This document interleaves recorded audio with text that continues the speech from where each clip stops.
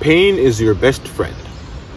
You see, a lot of people think of pain as something they should stay away from, something they should shy away from, something they should be afraid to face. But no, pain is your best friend. And I'm going to start this video by talking about what happiness is, right? What is happiness? And then hopefully by the end of this video, I can get you to agree with me that pain is actually your best friend, contrary to what you might have believed in the past, contrary to what people might show, contrary to what the people around you might think. Pain is your best friend. And let me start by saying or explaining what happiness is. You see, happiness is a rush of emotions. It's energy flowing through your veins, enthusiasm, glee, excitement in a certain moment after the achievement of a goal or after the attainment of some grand thing. That's what happiness is. It's fleeting. It's wonderful, but it's fleeting. I want you to think of happiness as like the paint on a house. See, think of happiness as a bright blue finish on a house, a beautiful paint. But happiness is fleeting because as the sun beats down on your house, the house begins to lose color gradually, and so happiness fades, just like the paint on a house, right?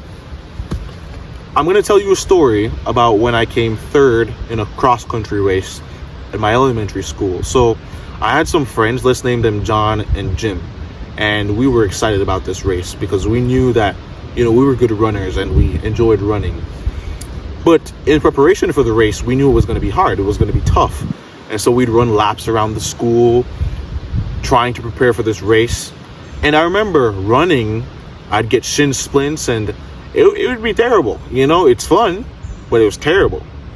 And that's the interesting thing.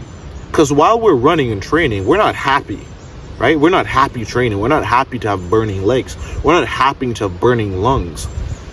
It's fulfilling, but we're not happy doing it, right?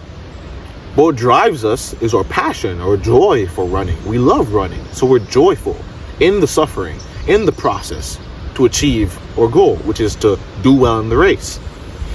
And we talk about the fact that it was so hard, but we're going to do so well because we're putting in all this work. And so the race came and we were running, and one of my friends came first, the other one came second, and I came third. And there were like 60 kids running in this race, right? And we did well. And at the end of that race, I can distinctly remember how I felt.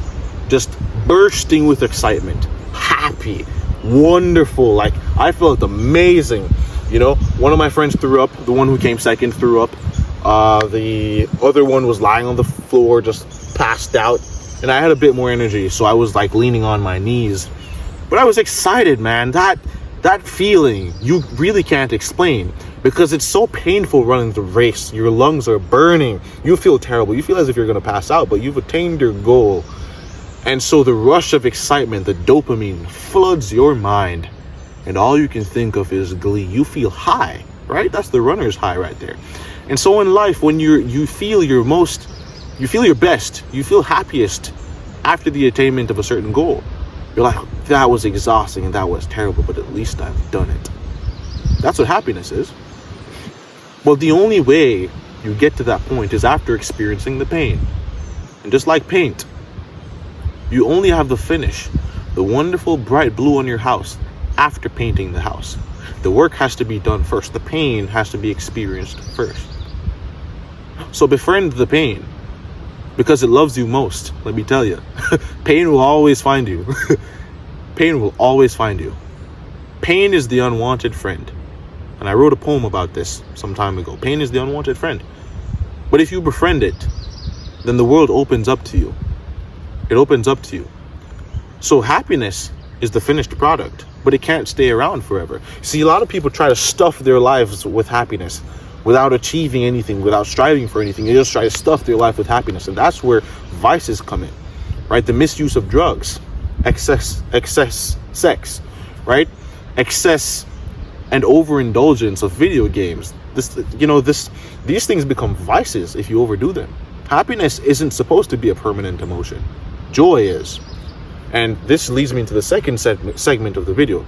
You should fill your life with passion and joy, because passion and joy are the foundation for your house, foundation for your ambitions and your life in general. You see, a house is a strong foundation, and that is what passion and joy provide. See, joy stands in the face of pain. If you love something, if you have the passion for something, you don't care about the pain. I don't remember who it was, but there was this great figure who said that he who has a why can endure almost any how. And that's a beautiful, beautiful, beautiful quote. If you have a strong foundation, if you love what you're doing, that's your why. Why am I doing this? Because I love it. You can endure any pain, right? But pain is only there to test the structure and the validity of what it is you say you want. And so if you're smart, you'll embrace the pain, because if what it is you say you want is easily toppled by pain, then you might want to reconsider whether or not you want that thing. Because guess what? The pain is going to come regardless. You might as well befriend it. It's going to come regardless. So you'll be smart if you embrace that pain and learn from it, because pain is the best teacher. Pain won't fail to topple anything in your structure that isn't strong, that isn't firm, but that can only build you.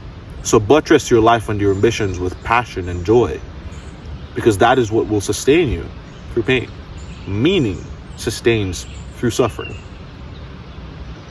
So befriend the pain because it loves you.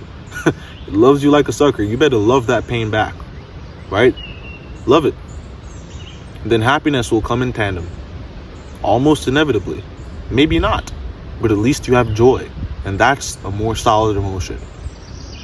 Joy is the most solid emotion, man. You don't have to be happy to be joyful. Yeah, if you love what you're doing, the pain doesn't matter. The pain is only there to ask you one question: do you want what it is you say you want? So if you're smart, you befriend the pain. Because I guarantee you, whether you like it or not, the pain loves you. So I don't know if that I've managed to convince you. Hopefully I did. I just wanted to share this idea today. It's something I've been thinking about, and hopefully I can regurgitate that, and repeating it helps me to embrace that idea, because I'm a human being. I struggle with these things. Tell me what you think. What do you think about your relationship with pain and happiness? How does it influence you? How does it influence the lives of others? What have you seen in terms of how people interact with these emotions, and how has this video helped you? Let me know. Thank you for watching. Thank you for spending some time with me. This is Corbin Conversations on a wonderful, wonderful Friday afternoon. Thank you for watching. Seek on, seek on. I'll see you next time.